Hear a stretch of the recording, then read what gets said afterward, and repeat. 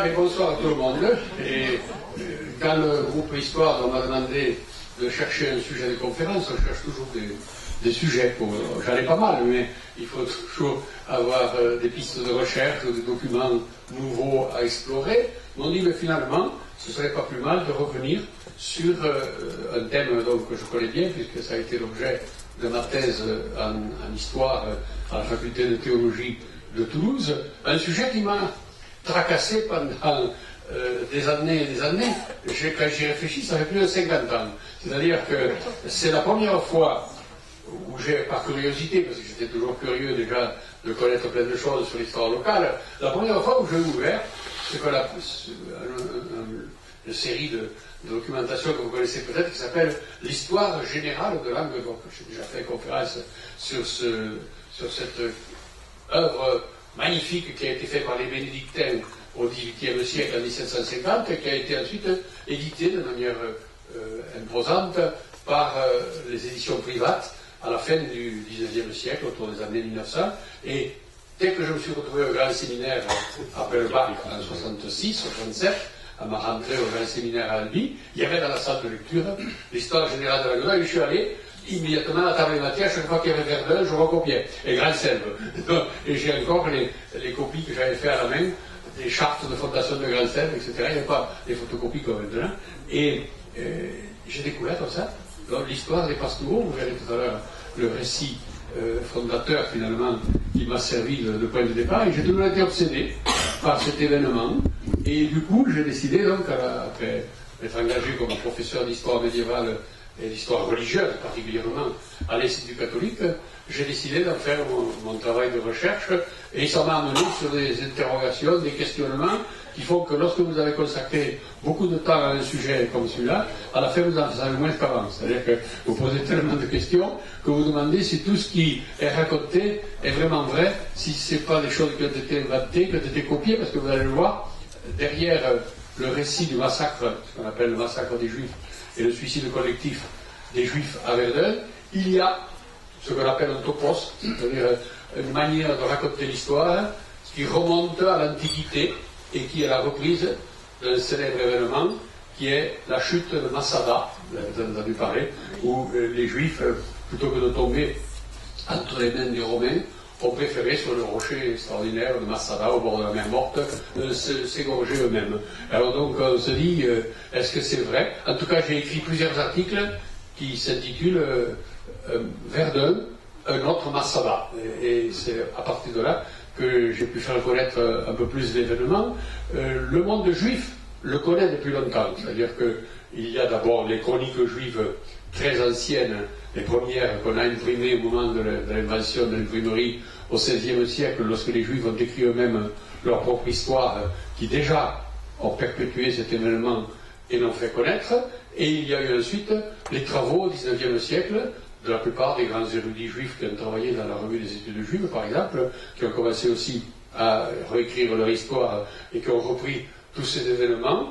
Et j'ai travaillé aussi particulièrement avec un grand maître à l'école pratique des hautes études à Sorbonne, qui s'appelle Gérard Naon, qui avait travaillé sur les communautés juives à l'époque d'Alphonse de Poitiers, dans le Grand Languedoc, dans notre Aquitaine et le Languedoc. Et ça m'avait permis d'ailleurs de faire mes premiers articles sur la présence des Juifs ici, sur les rives de la Garonne, particulièrement à Verdun-sur-Garonne, puisque nous avons l'attestation nombreuse de ventes de maisons, d'habitations, de personnages qui ont vécu à Verdun. Alors je vais commencer par d'abord une image, regardez là, c'est celle qui a annoncé cette conférence, et c'est celle que j'ai mis sur la couverture de l'édition de la Croisade des Pastoureaux. Je l'ai découvert dans les manuscrits de la bibliothèque de Besançon. C'est là-bas qu'il est conservé, cette image. Elle représente justement, dans une chronique du XIVe siècle, qui raconte les événements de l'année 1320, il y a cette reproduction un peu naïve de ce qu'on pouvait voir comme sous l'image de pastoureau. Le mot pastoureau, ça équivaut à brigand. Au départ, l'étymologie, c'est des gardiens de troupeaux. C'est des pasteurs, des bergers. Hein. La forme française, c'est pastoureau, et la forme occitane, c'est pastourelle. à la forme latine, c'est pastorellus, pastorelli au pluriel. En italien aussi, pastorelli, etc. On trouve dans les textes médiévaux cette formule. Alors l'intéressant de cette image, c'est qu'elle nous montre des gars qui ont des trognes, vous voyez, pas trop sympathiques, ils ont des têtes de travers un peu, hein, patibulaires on dirait, hein, et ils sont représentés en pèlerins. C'est-à-dire que ils ont à la main des croix, et les croisés, c'est de là que c'est intéressant, ce sont ceux qui reçoivent la croix pour aller délivrer le tombeau du Christ. Nous verrons dans quel contexte ils sont partis délivrer le tombeau du Christ, et ils sont habillés, vous voyez, avec le bâton. Alors on dirait qu'ils vont faire du golf, hein, je ne sais pas d'où ils ont tiré ces bâtons, et ensuite ils ont des vêtements courts. Les paysans, les pauvres au Moyen-Âge, étaient représentés avec un vêtement court, hein, une jupette, vous voyez, en quelque sorte, ils ont les jambes nues, ça c'est l'image habituelle ils ont des petites boutines, certaines, hein, et c'est l'image du paysan. Alors, les chroniques de l'époque, on disent que c'était des gardiens de vaches, des gardiens de chèvres, de troupeaux, qui avaient abandonné leur troupeau pour suivre, vous allez le voir, des meneurs, des fanatiques, qui les ont entraînés sur les routes de la violence et qui les ont emmenés dans une course folle jusque sur les rives de la Garonne. Alors, l'histoire des Pastoureaux nous rappelle justement cette troupe d'envahisseurs venus du nord, et nous verrons tout à l'heure la carte, qui sème la terreur dans la vallée de la Garonne, détruisant toutes les communautés juives, c'est-à-dire que on s'aperçoit que sur une centaine de lieux dans notre région, toutes les communautés juives ont disparu à partir de ce moment-là, et auparavant, les juifs de notre région connaissaient une situation beaucoup plus enviable au temps des comtes de Toulouse, puisque cet épisode se situe en 1320, c'est le moment où nous venons à peine de devenir français, puisque nous avons été rattachés à la France en 1271, et nous savons donc que la violence contre les juifs s'est manifestée comme cela au Moyen-Âge, dans cette période du XIIe siècle et surtout XIIIe siècle, avec des massacres de juifs qui se font un peu partout, et on en trouve par exemple dans les juiveries du nord de l'Europe, qui sont assaillies par des fanatiques qui massacrent à Blois, par exemple, en 1171, à Bray-sur-Seine, en 1191, une des plus célèbres destructions de communautés, qui rappelle celle de Verdun-sur-Garonne, c'est le jour du couronnement du roi d'Angleterre, et qui était aussi roi de chez nous, puisque c'était le fils d'Aliénor d'Aquitaine, Richard Cœur de Lion, en 1189-1190, avant son départ pour la croisade, on nous rapporte le récit du massacre des Juifs d'York, qui rappelle lui aussi Massada. Conseillés par un rabbin venu de l'autre côté de la mer, les Juifs détruisent eux-mêmes leurs habitations, cassent la vaisselle précieuse, puis ce vieillard déclara que les hommes qui avaient l'âme plus ferme devaient ôter la vie à leurs propres épouses et à leurs enfants. Alors le très célèbre Jacob coupa la gorge d'Anna, sa très chère épouse, avec un couteau bien aiguisé, et n'épargna pas ses propres fils. Quand les autres hommes en eurent fait autant, le vieillard infortuné égorgea Jacob parce qu'il était plus noble que les autres. Bientôt le feu qu'avait allumé ce qui allait mourir les consuma tous, en même temps que le responsable de cette folie et l'intérieur du donjon commença à brûler. Je vous lis ce récit qui est tiré de l'histoire des rois d'Angleterre, de Guillaume de Nemours, racontant le règne de Richard Cœur de Lion. C'est exactement la même histoire, nous sommes en 1190, que celle que nous avons retrouvée à Verdun-sur-Garonne. La première menace qui pèse sur les Juifs de Toulouse est due à l'arrivée de Simon de Montfort, c'est-à-dire quand les Français arrivent, au moment de la croisade des Albigeois. On nous dit qu'on va allumer le feu dans le quartier des Juifs à Toulouse, autour, maintenant, vous le savez peut-être, de la place des Carmes à Toulouse, il y a une rue Jouzaille, c'est le nom que porte la juiverie de Toulouse. À partir du règne de Saint-Louis, la situation des Juifs s'aggrave dans tout le royaume. On les oblige à porter un signe distinctif qu'on appelle la rouelle, vous la verrez tout à l'heure sur une image. On leur pose des impôts, alors ce qu'on appelle un impôt de capitation, c'est-à-dire que pour chacun, ils sont obligés de payer une taxe, comme maintenant, on paye des taxes, et ça permet d'ailleurs aux historiens comme moi, lorsqu'on va avoir la somme totale de ce que verse une ville comme Rodez ou comme Montauban, on sait combien il y avait de juifs en divisant par le nombre d'habitants. Les mesures fiscales, les péages aussi, les brûlements de Talmud, ça c'est nouveau, c'est sous Saint-Louis. Saint-Louis va être le roi qui va le plus persécuter les juifs, et nous avons le récit des livres des Juifs qui sont amenés en charrette jusqu'à Paris et qui sont brûlés. L'événement capital qui précède 1320, il faut le rappeler, c'est la grande expulsion des Juifs de France par Philippe le Bel. Philippe le Bel, en 1306, va expulser tous les Juifs du royaume, un an avant les Templiers, et il va se faire la main, en quelque sorte. Il va faire la même chose. Il va s'emparer de toutes les juiveries et il va donc récupérer tout ce qu'il pouvait trouver dans les maisons. Et c'est dans ce contexte que se situe donc l'affaire des Pastoureaux qui va amener l'expulsion, l'extermination des derniers juifs qui restaient, parce qu'ils avaient été expulsés en 1306, donc il n'y en aurait plus normalement, mais sous Louis XVIII, on les a fait revenir pour céder, dit-on, à la clameur du peuple. En fait, c'est parce que les caisses royales étaient vides et qu'on s'est dit, si on fait revenir les Juifs, on pourrait les taxer. Et donc, et comme ça, on les a retrouvés quelques-uns, mais bien nombreux, bien moins nombreux qu'avant. Hein. Et ici, j'ai publié un texte qui montre les émeutes qui se sont produites à Verdun, dans les rues de Verdun, lorsque on a voulu s'emparer des maisons des Juifs, et il y avait des gens qui les ont défendus. Il y a même quelqu'un qui s'est porté garant pour garder la maison d'un Juif pendant son absence, en lui disant quand tu reviendras, je te rendrai la clé. Donc vous voyez, il y a des soutiens quand même déjà. Alors, pourquoi on parle de croisade? Et ça c'est intéressant, c'est que les croisades sont dans l'Occident chrétien le moment, elles n'ont pas monopresse actuellement, hein. Quand j'étais enfant, moi, il y a plus de 60 ans, hein, on parlait des croisades, des rois de France qui allaient, l'histoire coloniale, qui allaient conquérir, on parlait de Godefroy de Bouillon, on parlait de Pierre l'Ermite, c'était presque des héros. Maintenant, c'est évident, la violence qui s'est manifestée dans les croisades n'est pas à l'honneur, il y a eu beaucoup de morts et beaucoup de massacres, et donc les croisades ont mauvaise presse aussi du côté des Juifs. Pourquoi? Parce qu'on sait que c'est avec le démarrage de la première croisade, celle qui a été lancée, vous le savez, en 1095, pour aller délivrer le tombeau du Christ, à laquelle avait participé le comte de Toulouse, que se manifestent les premiers pogroms, c'est-à-dire dans le nord de l'Europe, surtout en Allemagne, sur les rives du Rhin, on a pratiquement des nombreuses scènes de massacres de population, avec des évêques qui prennent défense d'ailleurs des communautés juives, et ces fanatiques là aussi sont menés par des leaders, des personnages un peu apocalyptiques qui entraînent les foules pour aller détruire et tuer les juifs. Et donc les croisés, avant de commencer à partir vers Jérusalem, ils sont fait la main en quelque sorte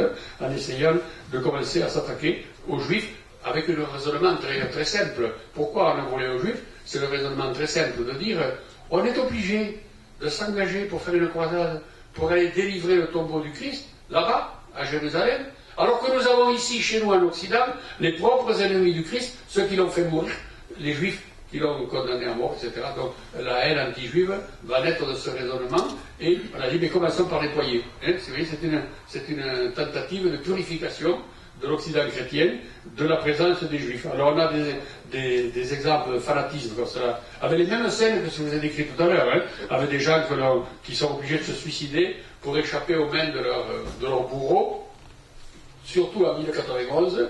On en a aussi en 1246, la deuxième croisade, et là nous avons un personnage célèbre, Saint Bernard, qui va prendre la défense des Juifs, et il est cité à l'honneur chez tous les Juifs comme étant un de ceux qui les a protégés. Et on voit apparaître justement, à l'occasion déjà de ces premières croisades, des scènes de suicide collectif. Pour échapper à leur bourreau, les Juifs, par familles entières, choisissent une mort sacrificielle. Ils s'immolent par le glaive, se jettent dans l'eau, ils se suicident, hein, ils se jettent dans le feu, hein, quand il y a un feu qui est allumé. Par exemple, on trouve cela déjà de manière très ancienne dans le livre des Maccabées, et ça porte un nom, c'est le même truc que font les musulmans aujourd'hui, hein, à l'Akbar. C'est, on fait un acte au nom de Dieu pour tuer les autres, et là, on se suicide. Sauf qu'à l'époque, ils se suicidaient tout seuls, c'est-à-dire qu'ils se faisaient harakiri, hein, en criant « Béni soit le nom de Dieu », hein, c'est ce que faisaient les Juifs, ça s'appelait « Kiddush Hachem », ce que font les musulmans aussi, mais ils se tuaient eux-mêmes, ils ne tuaient pas les autres.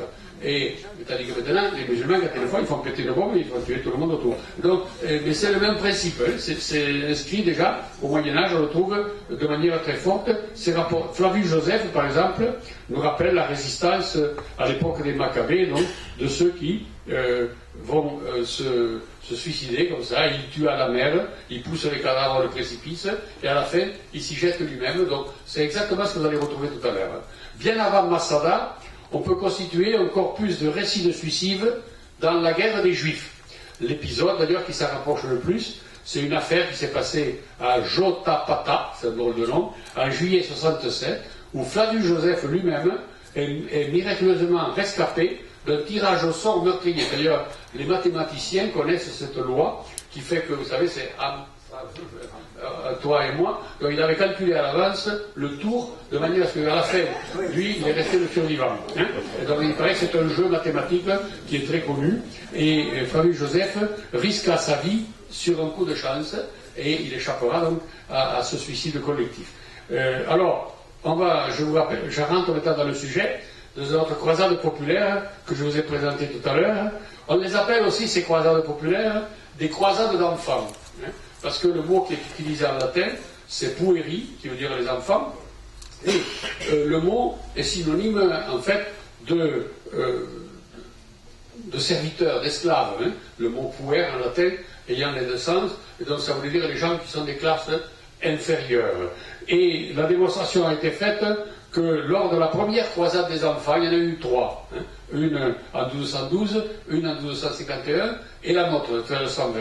En 1212, la démonstration a été faite qu'elle a été liée à l'appel à la croisade par le pape Innocent III pour engager les chevaliers à combattre contre les Cathares ici en Languedoc et à Las Navas de Tolosa en Espagne contre les morts. Et donc il a eu tellement de succès que les gens sont partis, et tous sont pas partis en direction donc, de Jérusalem, où ils voulaient y aller au moins, et les enfants sont en masse rués, donc entraînés par des fanatiques, hein, là aussi, en Italie et en Allemagne, Nicolas de Cologne par exemple, il y en a Étienne de Cloix aussi dans le nord de la France, qui ont entraîné des foules. Alors là, cela est assez curieux, la croisade de 1212, on peut dire que c'est vraiment une croisade d'enfants de cœur, c'est-à-dire c'était des enfants des adolescents, hein, qui quittaient leur famille et qui partaient sur les routes, hein, et les gens les accueillaient dans les villes en leur donnant à manger, en les faisant dormir, en les logeant, etc. Et il n'y a pas eu de violence, il n'y a pas eu de mort, mais pareil, ils se sont suicidés de l'autre manière, cela, c'est que naïvement, ils pensaient qu'ils allaient arriver à la mer, donc ils sont arrivés à la Méditerranée, et que sur le bord de la Méditerranée, en Sicile, là-bas, la mer allait s'ouvrir devant eux comme pour Moïse. Et donc ils sont rentrés dans la mer, mais ils se sont noyés. Donc on a le récit un peu curieux de cette première croisade. La seconde, elle est plus connue. Si vous cherchez croisade des Pastoureaux sur Internet, vous allez tomber sur celle-là. C'est la croisade du maître de Hongrie en 1251, qui se produit au moment où Saint-Louis est prisonnier en Allemagne, en Égypte, à la Mansoura, et le maître de Hongrie est reçu à Paris par Blanche de Castille, mais devant les méfaits que va commettre le chef de ces bandes incontrôlées à Orléans, à Tours et à Bourges, la reine le fera excommunier, et les Pastoureaux auront tout de même le temps de saccager la synagogue de Bourges. Donc, vous voyez, nous avons la preuve là que ce phénomène, il revient plusieurs fois. Alors là, l'émeute, vous verrez le mot tout à l'heure sur la chronique, de 1320, commence en Normandie. Alors je vais vous faire voir une carte. Voilà. Vous avez ici la carte que j'ai publiée à l'occasion de ma thèse, qui vous fait voir le démarrage au Mont-Saint-Michel. Elle commence en Normandie au mois de mai, on peut dire pratiquement autour du 1er mai. C'est une affaire éclair qui va durer entre le 1er mai et le 1er juillet. C'est-à-dire que démarrage au 1er mai en Normandie, échec et finale sur Narbonne-Plage au 1er juillet. C'est-à-dire que là aussi, les derniers, ils voulaient prendre le bateau, ils voulaient fuir jusqu'en Terre Sainte, et donc les troupes royales vont les exécuter du côté de Carcassonne, sur la plage. Donc ils sont arrivés à la mer, et ils voulaient voir la mer, mais ils ont fait des dégâts sur le chemin. Hein.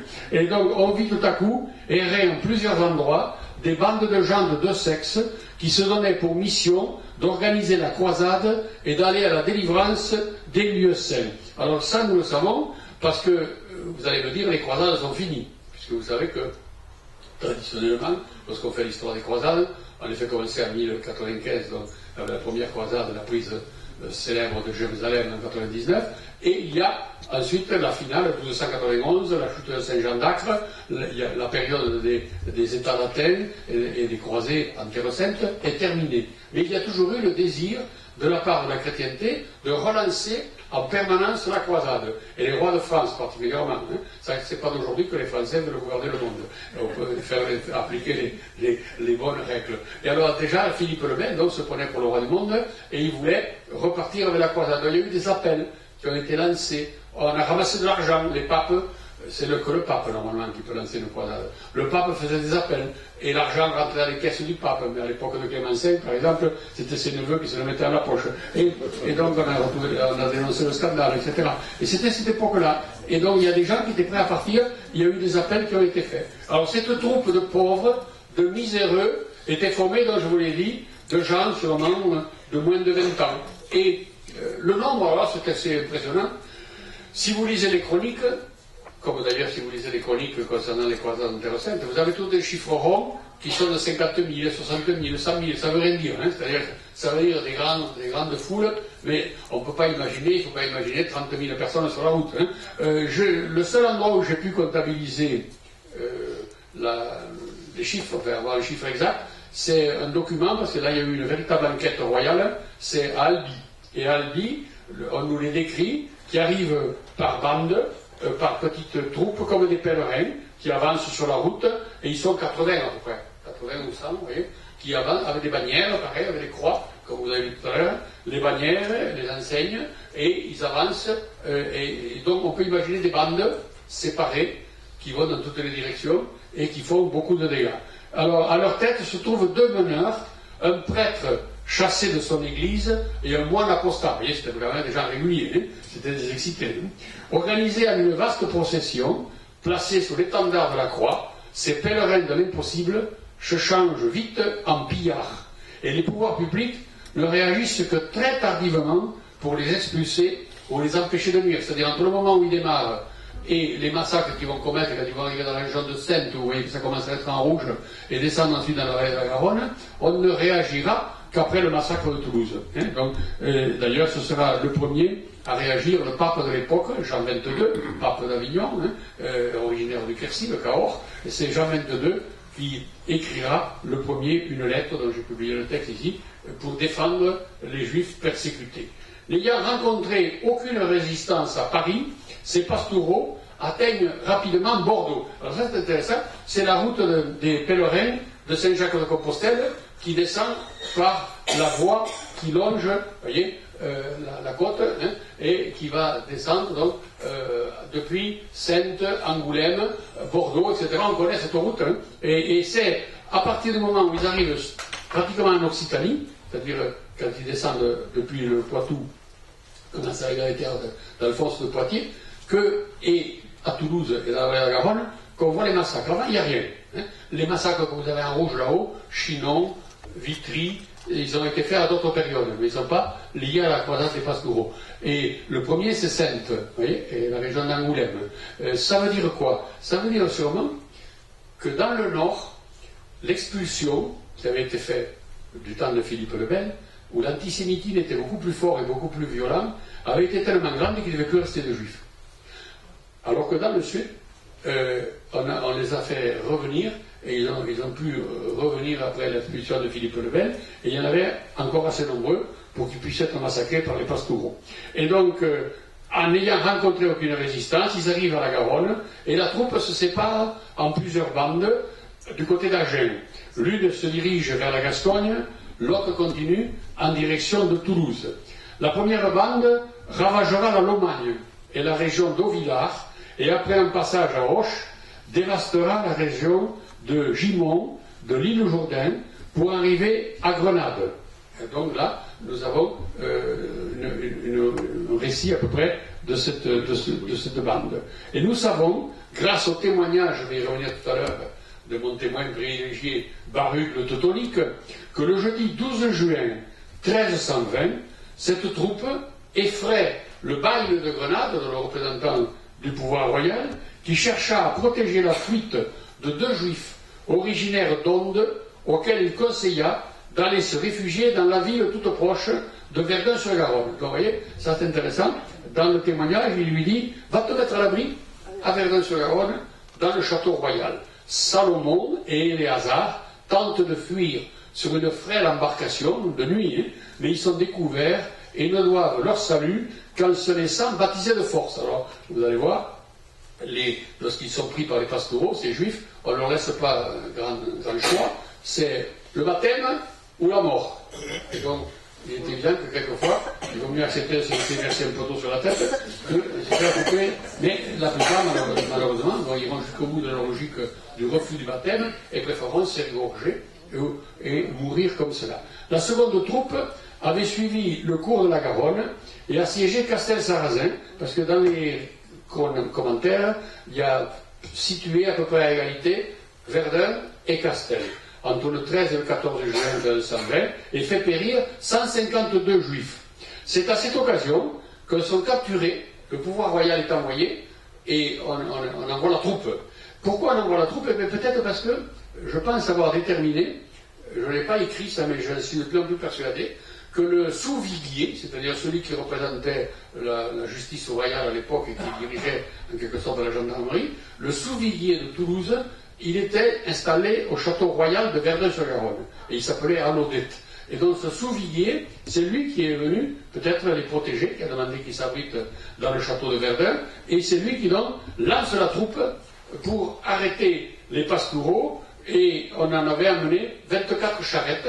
Les charrettes, vous savez, c'était les fourgons de l'époque pour emmener les prisonniers, on a attaché sur les charrettes, et au moment où ils arrivent à Toulouse, on imaginait qu'ils arrivent à Toulouse par Blagnac, hein, donc il y avait comme pont, ce qui est le pont Neuf actuellement, il y avait comme pont pour franchir la Garonne à hauteur du pont Neuf actuel ou de la Dorade, si vous voulez, et donc ils arrivent de la rive gauche pour traverser, et quand il faut aller depuis le bout du pont jusqu'au château Narbonnais, c'est-à-dire là où il y a le tribunal de Montauban actuellement à la place Saint-Michel, il faut traverser par les rues autour de la place des Carmes, et c'est en traversant au milieu du quartier juif qu'ils se mettent à crier à ce moment-là qu'on les délivre. 20 charrettes avaient été introduites dans le château, donc les premiers, le convoi de ces prisonniers avait été amené jusqu'au château Narbonnais, donc là où il y a le tribunal actuel, à Toulouse, et le peuple de Toulouse s'était réuni en grande foule à cet endroit.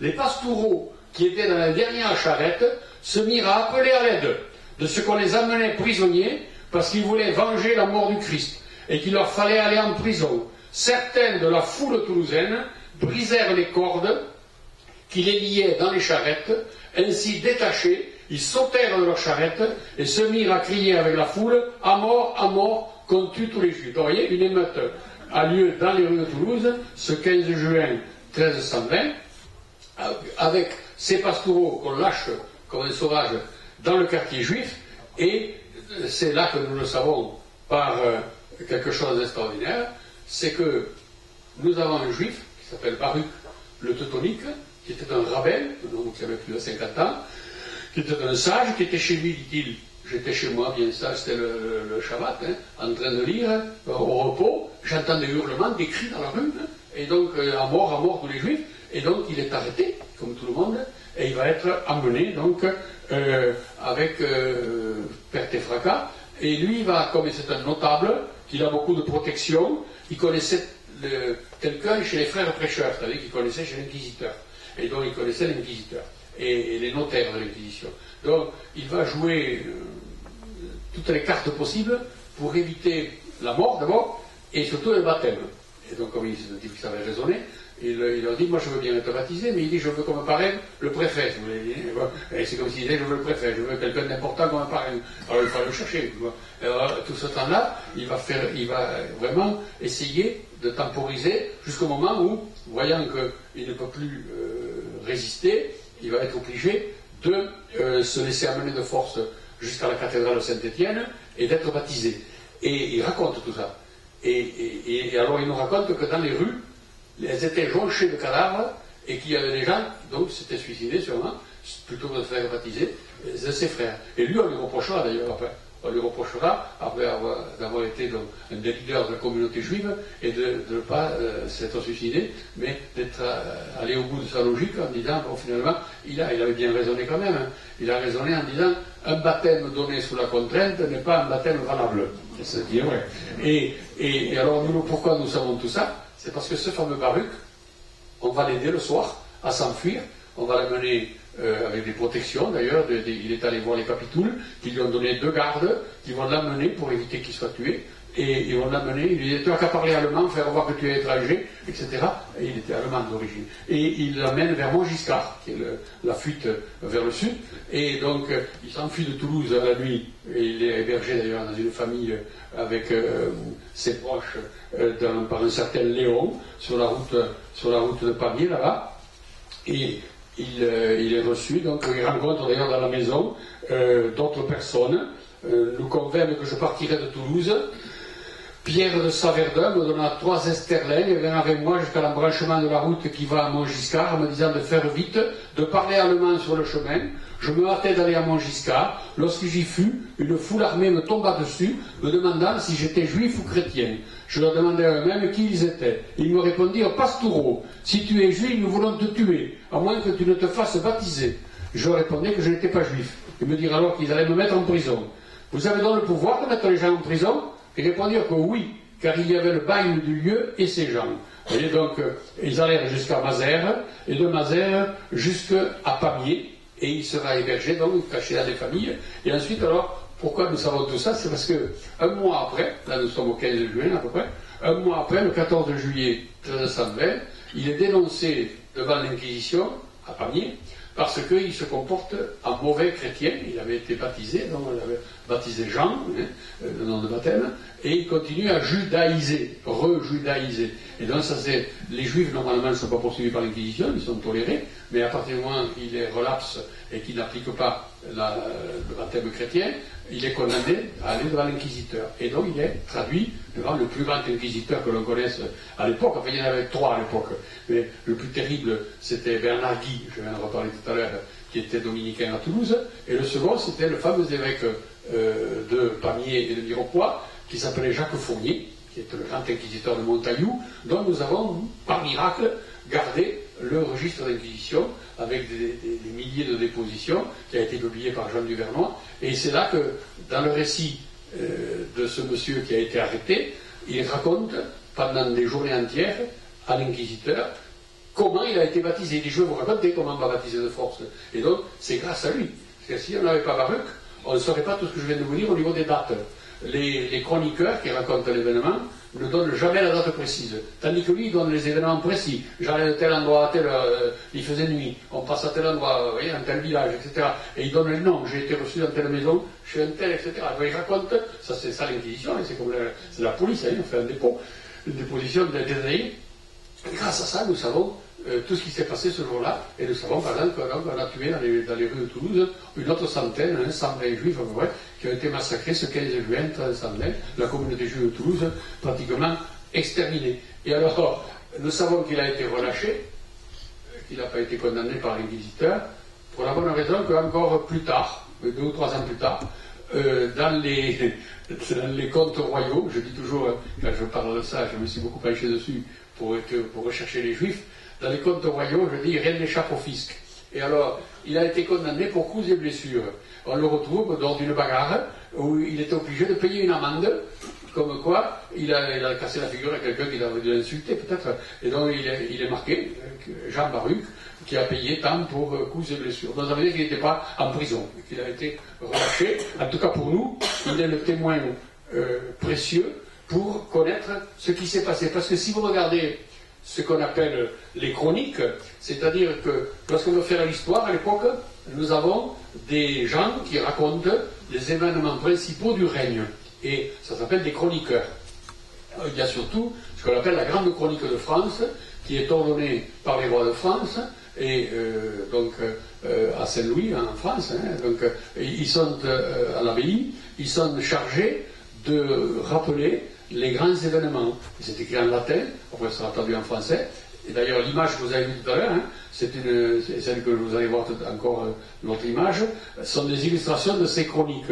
Et la plus célèbre chronique de tous, c'est la chronique qu'a écrit l'inquisiteur de Toulouse, Bernard Guy, qui est un personnage donc considérable. Vous le connaissez tous et toutes parce que c'est le héros, enfin c'est le héros malheureux, du nom de la rose.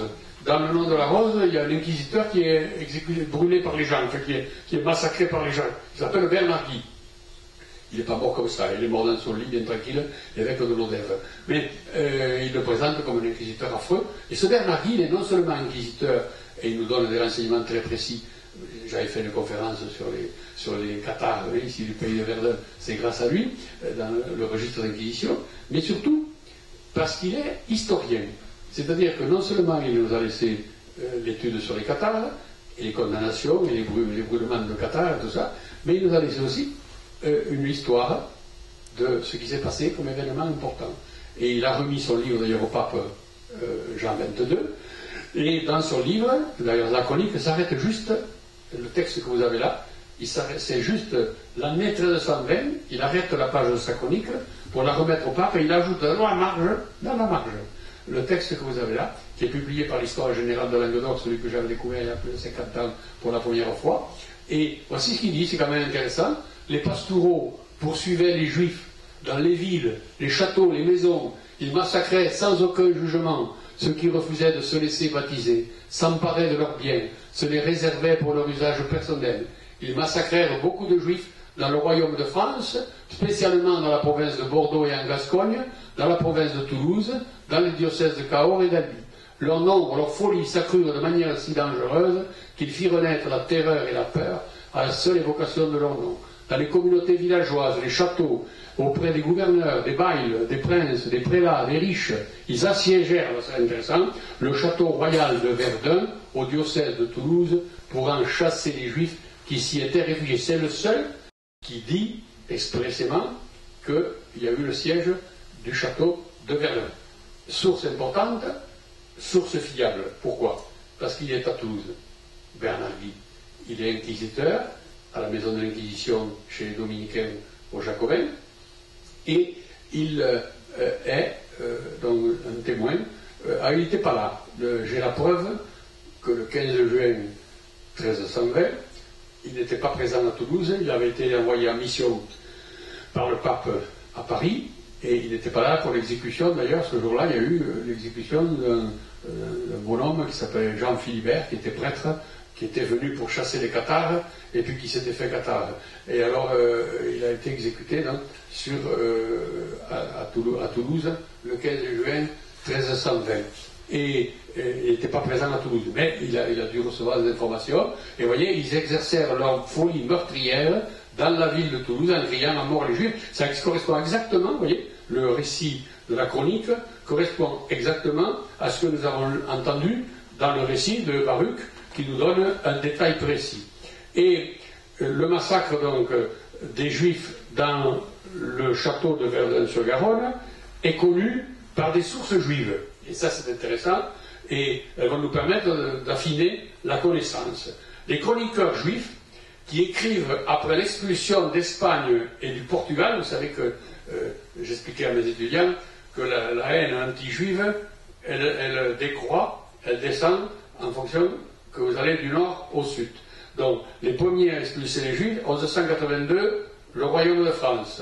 1190 ou 92, l'Angleterre, avec Bordeaux, puisque l'Aquitaine dépendait du roi d'Angleterre, donc les Juifs d'Aquitaine étaient chassés aussi à ce moment-là. 1190.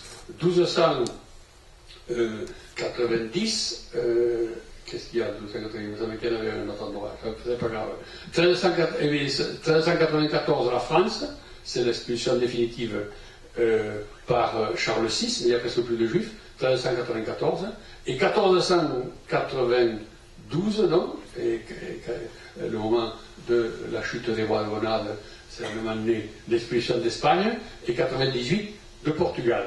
Et donc, ces Juifs d'Espagne et de Portugal, ils se sont enfuis très loin. Certains sont venus sur la côte bayonnaise, vous savez, où ils ont ensuite fait la spécialité du chocolat, et ils sont allés quelques heures, c'est le seul endroit où ils ont pu subsister sur le royaume de France, Et quelques-uns sont partis vers Avignon, parce qu'Avignon est un des lieux où il y avait encore des juifs qui étaient protégés, puisque c'était un royaume dépendant du pape, en Italie. Ils sont allés en Italie. Il y avait l'invention de l'imprimerie à ce moment-là, et ils ont mis par écrit leur histoire. Hein. Alors ces auteurs, ils s'appellent Inverga, ils s'appellent Samuel Usque, c'est un portugais, et ils ont servi de modèle donc, à un médecin, Joseph Acohen, qui a écrit La vallée des pleurs, un récit qui rapporte ce qu'ont vécu les juifs à ce moment-là. Et alors eux, ils ont décrit la croisade des Pastoureaux d'une autre manière. Ils ont dit que c'était la croisade contre les morts de Grenade, donc c'est en allant lutter contre les morts, puisque les croisades visaient les musulmans. Donc la croisade contre les morts, de l'autre côté des Pyrénées, dont les derniers morts qui existaient, c'était le royaume de Grenade, hein, le royaume nacide. Et à ce moment-là, ils ont dit que dans les régions, on projette depuis l'Espagne, hein, dans les possessions d'Angleterre, à Castel-Sarrazin, dans l'Agenais, on projeta d'exterminer tous les juifs qui se trouvaient dans ces régions, dans les provinces de Toulouse, de Bigorre, de Condom, nombreuses autres villes. 110 communautés furent égorgées, disent les juifs, par les Pastoureaux. Beaucoup préférèrent s'entretuer avant d'être assaillis par l'ennemi. Ainsi firent les juifs cachés à Castel-Sarrazin. Alors les chroniques juives ne parlent pas de Verdun, elles disent du château de Castel-Sarrazin. Il y a un château royal aussi à Castel, qui est attesté par les archives anciennes. Ils tirèrent au sort entre eux, pour voir lequel donnerait la mort à ses frères, et alors ils moururent tous. Les deux derniers se précipitèrent du haut de la tour sur le sol et mourirent aussi. À Toulouse, disent les chroniques juives toujours, je cite Joseph Acohen, un grand nombre de juifs furent massacrés, les autres éloignés par la violence du Seigneur, un seul échappa, sauvé par un notable de la ville qui l'aimait. Alors je pense que c'est Baruch, il doit avoir la trace de cet homme qui avait échappé. En Gascogne, il ne survécut de tous les juifs que 20 hommes, tout le reste fut massacré. Alors Joseph Acohen est tributaire d'ailleurs de ses prédécesseurs, Salomon Inverga et de Samuel Usque, dans la liste des villes traversées par les Pastoureaux. Ce qui varie, c'est la fin du récit du massacre de Verdun. Chez Inverga, qui a écrit Le Fléau de Judas, publié en 1550, on retrouve comme un clin d'œil à Flavius Joseph la seule personne qui échappe au massacre et au baptême forcé est une femme. Aucun juif, dit-il, ne survécut, excepté une femme qui se tint cachée dans le palais d'un prince auquel elle était liée par relation familière.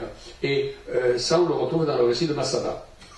Un détail tiré de la version portugaise de ce qu'on appelle le Consolação, as Tribulações de Israël, 1553, peut être rapproché de nombreux cas de suicide qui semblent se dérouler selon un scénario propre à faire oublier l'opprobre lié à la besogne sordide de l'exécution réalisée par seulement 2 membres du groupe ou dans l'enchaînement du tirage au sort. Les 2 derniers de la chaîne tragique se jettent dans le vide, expiant par leur mort spectaculaire tout le sang que leur rôle de sacrificateur leur a fait verser ou que leur rôle de témoin leur donne de contempler.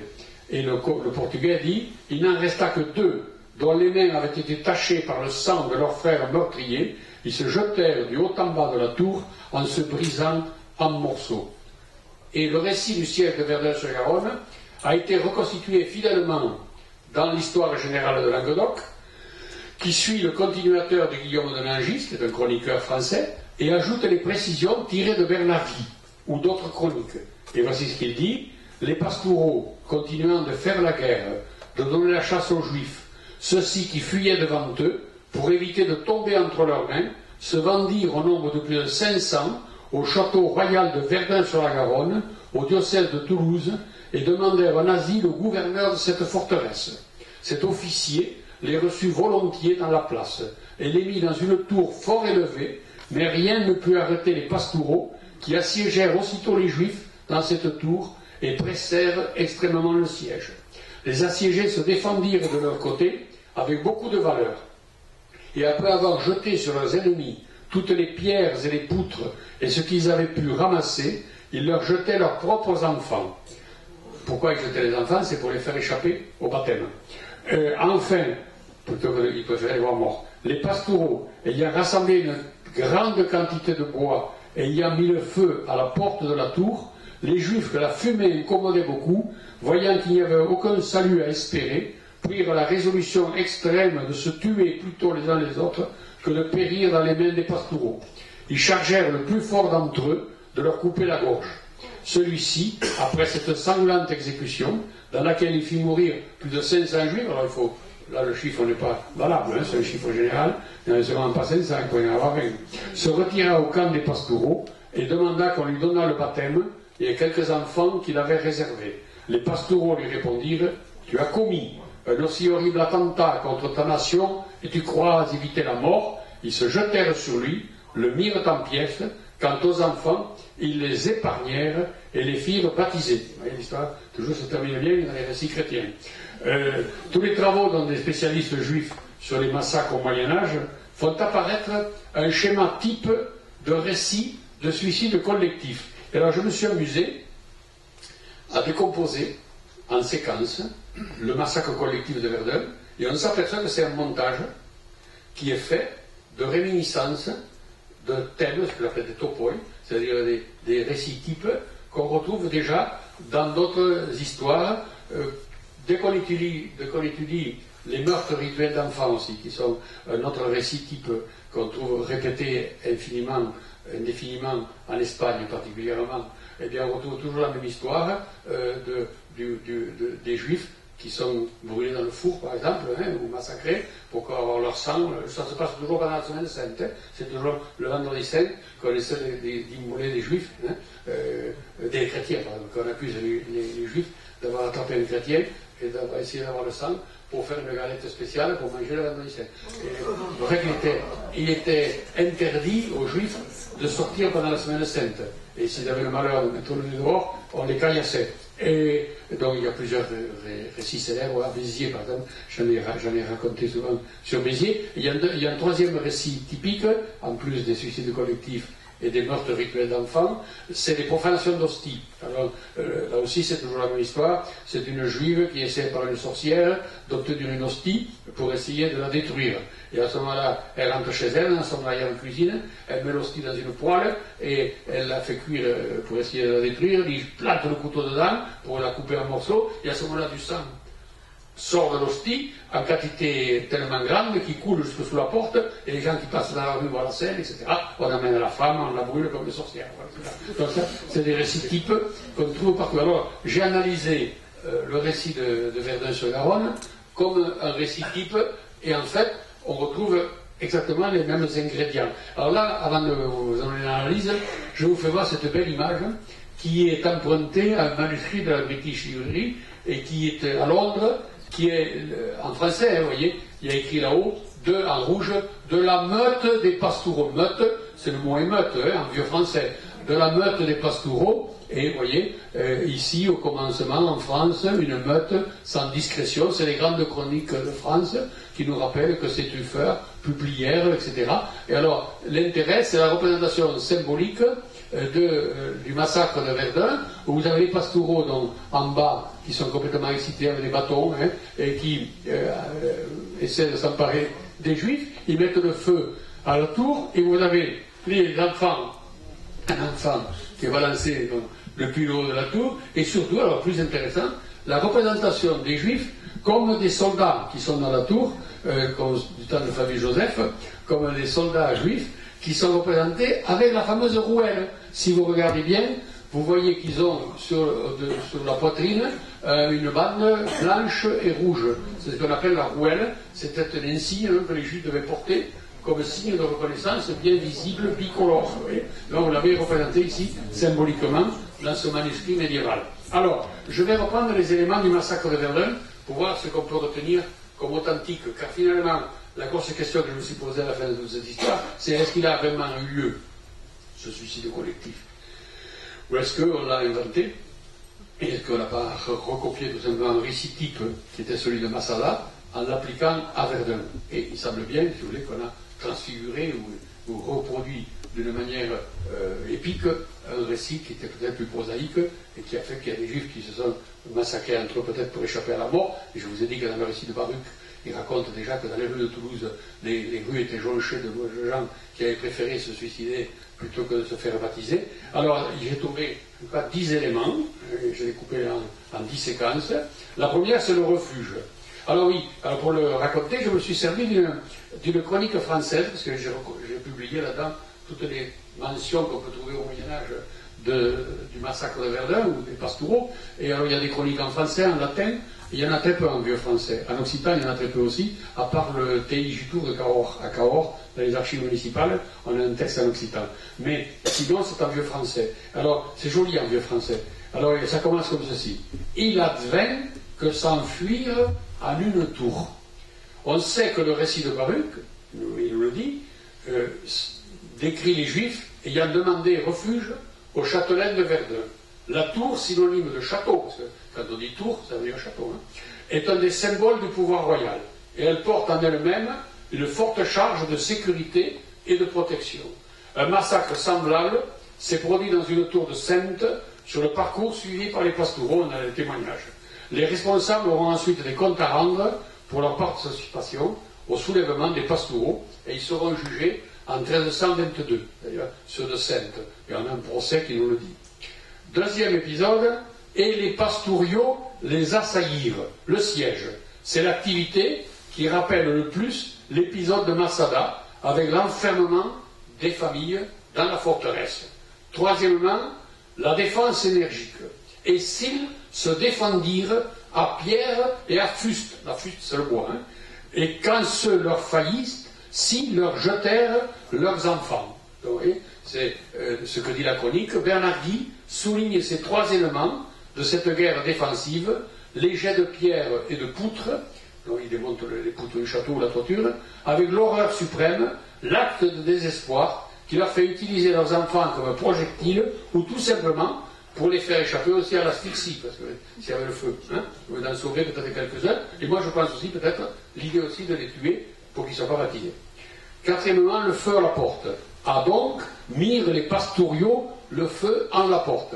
Ce détail est très proche du récit de Flavius Joseph, mais c'était donc pour Massada, le vrai Massada. Mais ce sont les désespérés de Massada qui allument eux-mêmes ce feu pour faire disparaître toutes leurs affaires personnelles et ne rien laisser aux vainqueurs.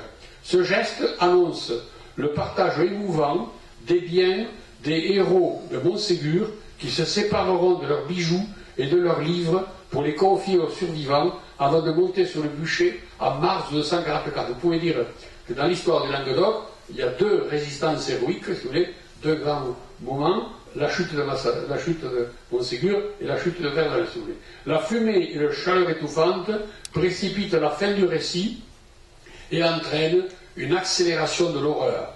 Ne faut-il pas voir dans ce feu et cette fumée une allusion aux sacrifices et aux holocaustes de la religion du Temple? Cinquième élément, le suicide collectif. La chronique dit « Et les Juifs virent qu'ils ne pourrent échapper si sorcirent eux-mêmes », se tuèrent eux-mêmes. Il s'agit du cœur de récit que l'on retrouve avec des variantes, reprenant le scénario de Massada. Souvent, on signale que le plus fort ou le plus âgé est désigné pour accomplir la sinistre besogne. Comme dans le cas de York, il arrive que ce soit le rabbin qui exécute la mise à mort et accentue encore plus la valeur sacrificielle de l'événement. Dans tous les cas, il est précisé que les enfants sont épargnés. Sixièmement, la sortie des survivants. La chronique en Languedoc termine son récit sur la mention du suicide, mais les versions latines ajoutent une fin pour s'intéresser au sort des survivants. Ce sont les témoins indispensables du drame qui peuvent aider à composer le récit. Flavius Joseph parle de deux femmes, dont une âgée, de 5 enfants qui se cachèrent dans les aqueducs et les souterrains de Massada. À Verdun, il ne reste que les enfants. Et l'exécuteur, on dit que celui qui est le dernier, le survivant, il descend avec les enfants. Et enfin, le dialogue final. Tu as commis un si abominable crime, tu crois pouvoir échapper au châtiment. Cette formule et les termes utilisés renvoient au vocabulaire de la justice et à la répression des victimes. Elle vise à justifier le lynchage qui va suivre. Elle a une valeur d'exorcisme pour annoncer un nouvel acte de barbarie. On imagine les vociférations, les cris de la cohorte des pastoureaux excités par tant de sang et de violence. Huitièmement, le sort final des héros, le dépeçage. Comme dans les contes, le héros positif reçoit un bienfait. Le héros négatif est mis à mort. Le dépeçage rituel de l'exécuteur rappelle le climat de la tragédie antique et doit être rapproché du mythe des bacchantes exploité par Euripide. Cette mort sacrificielle est évoquée par la formule et mise en pièces, une sorte de martyre. Curieusement, la même expression figure aussi dans la version portugaise du massacre de Verdun, où les corps se brisent dans leur chute depuis le haut de la tour, donc dépeçage des corps. Neuvièmement, le baptême des enfants. C'est la logique même de l'histoire.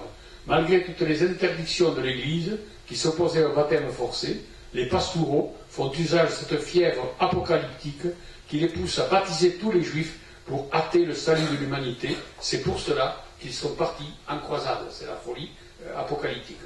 Et dixièmement, le départ des pastoureaux. Ensuite, de là, ils partirent vers Carcassonne. La croisade populaire sème la terreur sur son itinéraire, qui doit la conduire vers la mer, comme je vous ai dit, et ils iront donc jusque là-bas, et on nous dit qu'on va lancer à ce moment-là le sénéchal de Carcassonne avec la troupe qui va les exécuter, et que sur le bord de la route, à tous les arbres, il y en avait attendu. Donc on les arrête et on les exécute. Les crimes commis en pays toulousain susciteront une réaction des autorités en place. L'action énergique du sénéchal de Carcassonne et de Béziers mettra fin à cette chevauchée meurtrière. Les pastoureaux finissent dans leur jour sur les gibets du pays languedocien et n'arrivèrent jamais au port méditerranéen. J'ai étudié d'ailleurs aussi la suite très longue. Ça a duré jusqu'au-delà des années 1300, de 10 ans pratiquement, 1330, où on va essayer à la fois, ça c'est le tragique de l'affaire, le pouvoir royal va essayer de récupérer les biens qui avaient été abandonnés dans les maisons des Juifs. Et donc nous avons des enquêtes du pouvoir royal avec le fisc pour essayer de récupérer tout le bien. Mais si, malheureusement, quelqu'un de chez vous, de Combeau-Rouget ou de Grancel, a eu le malheur de profiter de la passage des pastoureaux pour essayer de récupérer chez lui quelques éléments précieux, une vaisselle ou une couverture ou un coussin ou quelque chose, et qu'il a été vu en train de piller, c'est-à-dire ce que j'ai appelé le fait que les gens de la population locale se font pastoureaux à leur tour et deviennent brigands à leur tour, profitant de l'émeute pour faire des actes de violence, eh bien ça existe chaque fois qu'il y a des, vous savez, tremblements de terre, des incendies, etc. Et donc, on a la preuve, dans le fisc, encore une fois, dans les comptes royaux. J'ai trouvé un citoyen de Combeau-Rouget qui a été condamné à une amende parce qu'il avait participé à l'émeute des pastoureaux, et j'ai trouvé une dame de Grancel, qui habitait à Grancel, qui a été condamnée à mort, qui a été punie par la justice, et de Grenade, il y en a en pagaille, hein, des habitants de Grenade qui ont participé et qui ont donc été punis par la justice. Mais ça a mis beaucoup de temps, et ça a mis presque 10 ans pour être épuré, et la justice n'a pas été trop dure. Hein. Ils n'ont pas réagi assez vite au départ, ils n'ont pas fait d'enquête. Ce qui manque pour Toulouse, ce qui m'a manqué pour Toulouse comme source, c'est ce qu'on appelle les enquêtes royales. Elle a dû être faite, mais elle n'a pas été enregistrée. En fait, j'ai la preuve que celui qui devait faire le rapport ne l'a pas fait. Hein. Et donc, le rapport devait être envoyé à Paris, hein, au roi. Il n'a pas été fait. J'ai le rapport pour Albi, j'ai le rapport pour Les Attes, j'ai le rapport pour Saintes, j'ai découvert depuis un rapport pour le Périgord. J'avais fait une conférence dans le Périgord aussi, sur ce qui s'était passé là-bas, du côté de Bergerac, où ils sont passés aussi, les pastoraux, il y a une autre bande, on le voit sur la carte que j'ai publiée. Et donc, vous voyez, c'est un phénomène difficile à cerner, parce qu'il y a eu des bandes un peu partout dans toutes les directions. En tout cas, ce qui est difficile aussi pour moi, c'est d'arriver, en tant qu'historien, à préciser la valeur de l'événement, savoir si c'est réellement passé quelque chose. Hein. Et donc, vous voyez très bien comment c'est difficile, combien le fameux massacre, le suicide collectif, qui est sûrement lié à Verdun-sur-Garonne, il ne s'est peut-être pas produit de la même manière qu'à Massada dans tous les détails, parce que le récit emprunte trop de détails qui sont copiés au récit de Massada, mais il s'est sûrement passé quelque chose sous la protection qui a été assurée, je pense, du châtelain royal de Verdun-sur-Garonne, et avec en même temps donc, une violence qui s'est surtout agitée entre Castelsaradin, Verdun et Toulouse. Vous voyez, c'est les trois pôles où il y a eu le plus de violence. En tout cas, la preuve en est que lorsqu'on fait l'histoire des Juifs de Toulouse, pour la suite des années, et j'ai fait plusieurs conférences sur la fin des communautés juives, particulièrement on m'a demandé au colloque en 1994, il y avait eu un colloque national sur l'anniversaire de l'expulsion des Juifs en 1994, et je n'ai plus que raconter qu'ici à Toulouse, dans la région toulousaine, il n'y a plus de Juifs. On a trouvé 10 familles, alors qu'il y avait 500 Juifs, à peu près à la communauté juive de Toulouse au Moyen-Âge. Il n'y a plus de Juifs à Toulouse, pratiquement, à la fin du XIVe siècle, parce que sûrement les pastoraux avaient tellement détruit les communautés qu'il en restait presque plus. Vous voyez, c'est un événement capital pour l'histoire du judaïsme et sûrement aussi pour l'histoire des populations de notre région qui ont été perturbées par cet événement. On n'avait pas des enregistrements des gens sous le choc comme on le fait maintenant après un acte de terrorisme, mais sûrement que les gens ont dû être drôlement bouleversés. On a très peu de réactions des autorités en place et même des autorités religieuses en place, par exemple l'évêque de Toulouse ou autre. On n'a que la réaction du pape Jean XXII, c'est mieux que rien, et la réaction du pouvoir royal à travers quelques lettres qui permettent de savoir aussi qu'il y a eu la punition ensuite des leaders ou des meneurs quand on a pu les arrêter. Voilà, je m'arrête là, merci.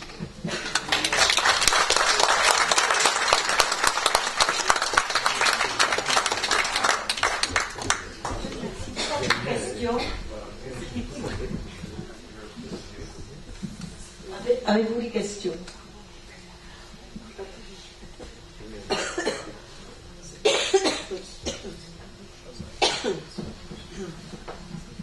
Bon, si j'ai dit plus de choses que ce que j'ai dit dans le livre. Ce n'est pas une question, c'est de l'information. La dame qui est propriétaire du château de Verdun voit arriver de temps en temps des pèlerins juifs, toujours. Ah bon? Des gens qui viennent? Oui. Faire le pèlerinage. Alors c'est par là qu'était le château à l'époque. Les historiens de Verdun l'ont montré. Il était à l'angle, au contraire de la descente là. Il y a la rue Sainte-Anne qui descend là, au pied de l'église, en arrivant à l'église. Il était là le château. Au pied de l'église. Il n'était pas là où il y a ce château reconstruit au XIXe siècle. La tour du château de Verdun, où ma grand-mère voulait me faire monter quand j'avais la coqueluche pour monter en hauteur, pour respirer le bonheur. Au lieu de faire un tour d'avion, il fallait monter en haut de la tour de Verdun. Voilà, je me disais ma ménine du port.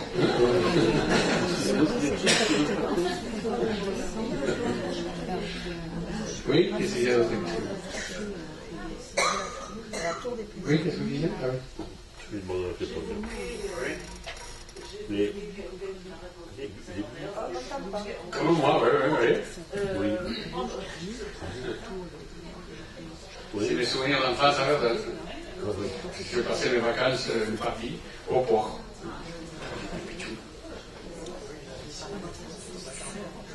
Je dis aussi, on allait voir le noir de Verdun à l'époque. J'avais un seul noir.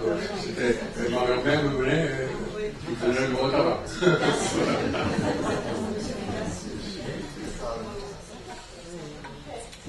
Allez, c'est bien. Alors, mon livre est épuisé.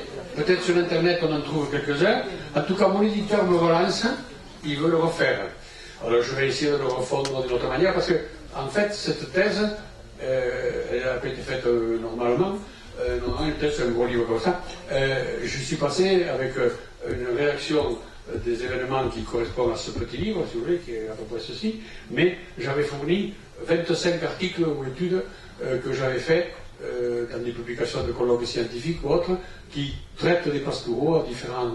par exemple, ce que je vous ai lu aujourd'hui, ce que j'ai repris aujourd'hui, c'est un travail que j'avais fait pour un colloque national sur les massacres de juifs dans l'histoire, intitulé Verdun au Massada, et donc j'avais fait plusieurs études comme ça de détail, particulièrement les juifs à Albi, les juifs, etc., donc les pastoraux à Albi, et donc tout ça, je vais essayer de l'intégrer dans le bouquin pour le refaire d'une autre manière, voilà, parce que depuis j'ai découvert d'autres choses depuis. La chose la plus intéressante que j'ai découverte, c'est l'itinéraire qu'ont suivi ensuite les pastoraux, en partant d'ici pour aller jusqu'à l'Espagne, parce que ça a continué de l'autre côté des Pyrénées, où il y a eu un autre massacre qui s'est produit à Montclús, qui est en Aragon, là-bas, du côté de Barbastro, et là il y a eu encore aussi que plus de centaines, presque plus de 150 de juifs qui ont été tués aussi de l'autre côté de la frontière. Donc, quand vous additionnez de 200 ou 300 ici dans la vallée de la Garonne, et l'autre 150, on n'est pas loin des 500 juifs qu'il y avait à Toulouse à l'époque. Ça correspond à peu près à la population juive de Toulouse, et parce qu'on sait que les juifs ont essayé de s'enfuir aussi jusqu'à l'Espagne, et il y en a certains qui ont survécu, et dont on a la trace plus tard. Voilà. Donc je vais essayer de raconter un peu plus de choses si je refais le bouquin. Voilà. Oui. Est-ce qu'il y a des traces dans les archives de la communauté juive tenues par elle-même ou par d'autres? Alors on n'a pas de traces, on n'a que des traces fiscales, j'ai envie de dire. C'est-à-dire que les éléments qu'on a, c'est malheureusement chaque fois qu'on les persécute. Alors sur les Juifs de Verdun, par exemple, j'ai pu retrouver des traces uniquement à partir de l'expulsion de 1906, avec les saisies des maisons qui ont été faites à ce moment-là, et donc on sait que le juif Salomon habitait à tel endroit, on pourrait presque retrouver l'endroit de la maison dans les rues de Verdun, décrites, etc.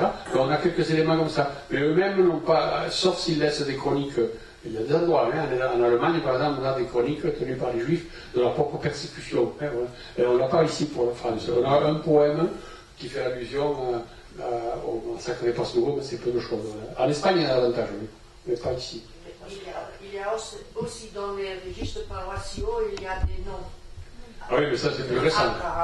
Ça ne peut être qu'au XVIIIe siècle. Non? Non, au XVIe, ce sont des protestants. Quand vous avez des Abraham au XVIe, ce sont des protestants. Ah bon? Eh oui, bien entendu. Les protestants, il faut pas. Hein? Les juifs faussement baptisés comme ça? Non, les gens qui reprennent les prénoms bibliques, et que, donc dès que vous les trouvez au XVIe siècle, le XVIIe siècle, ce sont les protestants. Ils se font appeler de prénoms juifs. Ils remettent tous les juifs, tous les prénoms bibliques. Et donc, vous avez beaucoup d'Abraham, de Salomon, etc., chez les protestants du XVIe siècle. Voilà. Donc, ça peut pas être des juifs parce qu'il n'y a pas de juifs. On n'a pas de traces.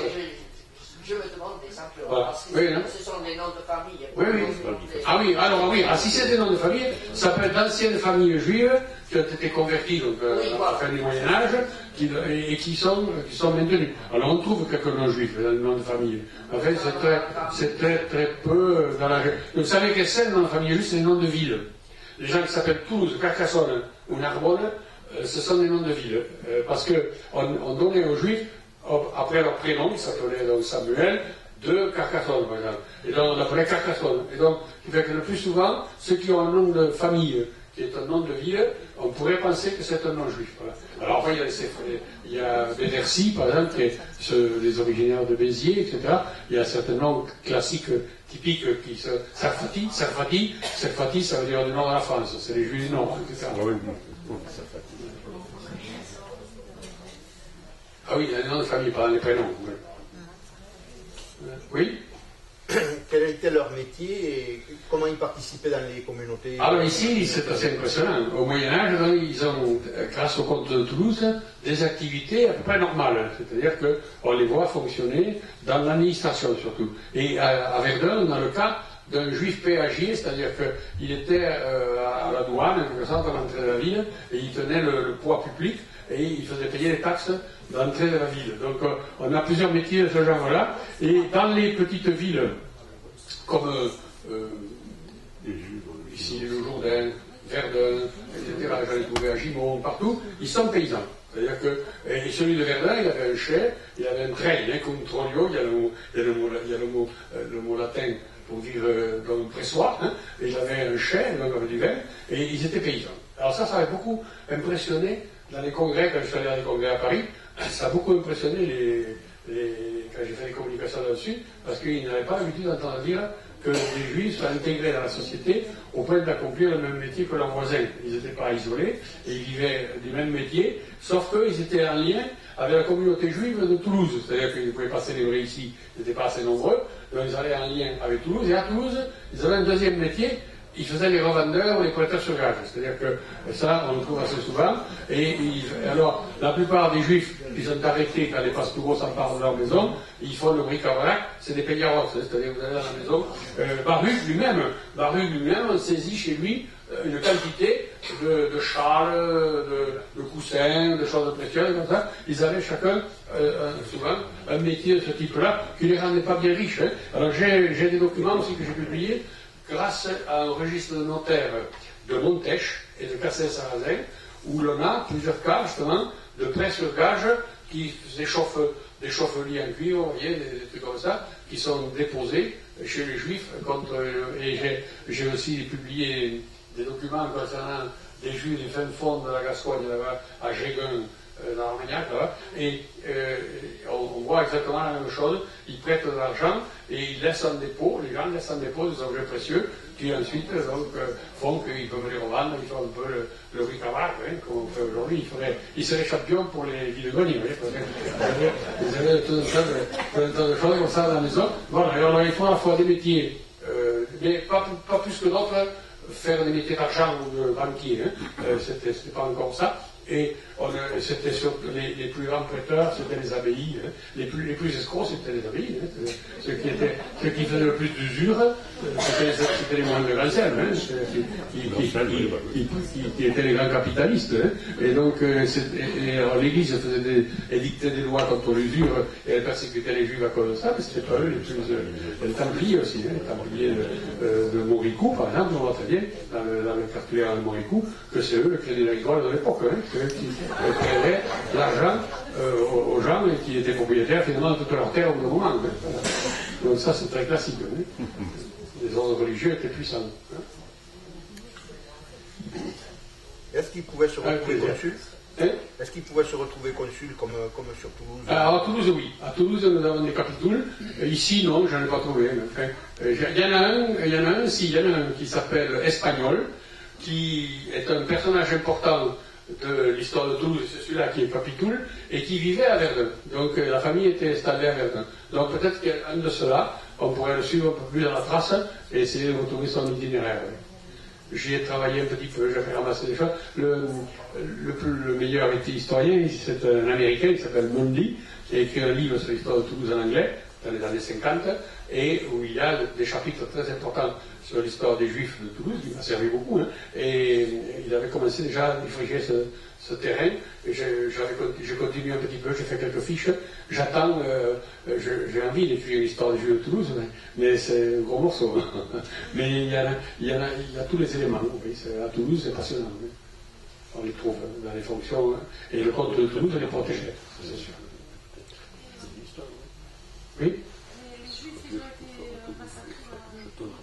Ah oui, partout, et jusqu'à une époque récente, c'est-à-dire que les pogroms avaient des massacres de communautés entières, on durait en Pologne encore jusqu'au début du XXe siècle. Mais après, il y a l'Holocauste, il y a tout le reste. Mais ces massacres, ils ont été. Les scènes d'horreur que je vous ai décrites ici, vous avez les mêmes en Allemagne, donc à partir de 1090, vous avez les mêmes en Angleterre, donc en 1190, vous avez, etc., des massacres comme ça, donc je vous ai cité Blois, je vous ai cité Artois, Chinon, etc. Nous avons plusieurs récits. Ouais. Comme je dis, je suis un spécialiste de l'horreur des massacres de Juifs. Alors j'ai fait un inventaire, j'ai des fiches et tout ça sur tous les endroits où il y en a eu. C'était impressionnant. Alors les meurtres rituels, alors, sauf que, ça c'est à la gloire de l'Occitanie, sauf que il n'y a pas une seule accusation de meurtre rituel ni de profanation d'hostie en dessous de la Loire. C'est-à-dire que les récits, les épisodes qui sont décrits avant le XIIIe siècle, au XIIe et XIIIe siècle, ils sont tous dans le royaume de France, à l'époque on n'était pas français, et vraiment, quand le massacre des Pastoureaux arrive, il faut dire quand même que c'est mené par des gens, une croisade qui descend du nord. Donc c'est pas les gens d'ici, même si les gens d'ici, ils supportaient mal les Juifs aussi, puisque j'ai la preuve de l'antisémitisme populaire qui se manifeste à Albi, par exemple. On a un document que j'ai publié, une lettre qui est très intéressante, qui montre le ressentiment qu'il y avait de la part des gens envers les Juifs de la région, donc à Albi. Et ça a commencé à gagner aussi. Mais on n'a pas d'accusation, ni même jusqu'en Espagne. Il faudra attendre le XVIe siècle après, pour en trouver en Espagne ou en Italie. Voilà. Et donc, lorsque les moines de Grancel vont créer Beaumont et Grenade, donc ils ont interdit l'établissement des Juifs dans ces villes. Ça faisait partie. Non, je crois que j'étais pas interdit à l'époque, non, c'était pas interdit, mais il est évident qu'il surveillait le monde, donc s'il avait pu y en avoir, on n'a pas la trace le juif qui peut être là à ce moment-là, mais c'était pas interdit. Au XIIIe siècle, il y avait des juifs qui existaient dans la région. Non, non. Ah non, les juifs, là, c'est un cas spécial. C'est le seul cas d'une religion qui est tolérée par l'Église catholique de l'époque, hein, avec la possibilité de vivre son culte, ses rites, etc., et de vivre à sa manière, respectant ses rites. Donc ça, c'était connu parce que c'est Saint Augustin qui avait dit déjà, ils sont les prunelles des yeux du Christ, et donc nous venons d'eux, et il faut les respecter. Voilà. C'était venu, il y a une tradition. Voilà. Alors après, on les respecte, on essaie de les rattraper le plus d'argent possible, on les humilie, voilà, il faut les humilier tant qu'on peut. Pourquoi? Parce qu'il ne faut pas qu'ils aient une meilleure situation que les catholiques, sinon ça veut dire que notre religion est mauvaise et que la leur est la bonne. Voilà. C'était le raisonnement. Ah, il est fait, merci. Alors. Bonne soirée à tout le monde. On est au mode de conférence. Hein.